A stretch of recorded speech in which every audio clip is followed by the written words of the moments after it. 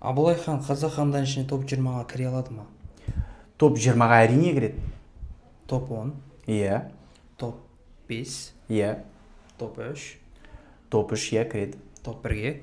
Топ 1-ге енді қоя алмаймын, топ 1-ге мен Қасым хан таңдадым. Абылай хан топ 3-тің қатарына кіріп тұр, сонда ол екінші, үшінші орындардың бірін алады. Абылай хан не себепті қойып тұрмын? Өйткені Абылай хан басқа хандарға қарағанда ең ауыр кезеңдердің бірінде билікке келіп, жай ғана келмей, өзінің қабілетімен, өзінің барынша ақылының көмегімен қазақ хандығын уақытша болсын қайттан біріктіре алған тұлғасы ретінде қабылдаймыз.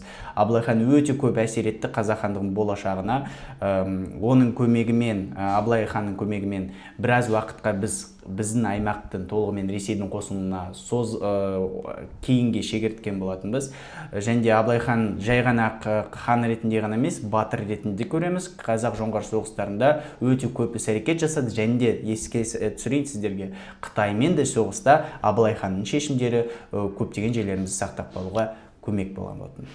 Осымен бізде осы рубрикамыз аяқталды. Хандардан бөлек тағы да қандай темаларды, қандай заттарды осы тир-листте қойып шыққаны сіздерге қызықты болады. Комментарийге жазып кеттіңіздер. Кез келген сіздердің ұсыныстарыңыз келесі видеода пайда бола алады.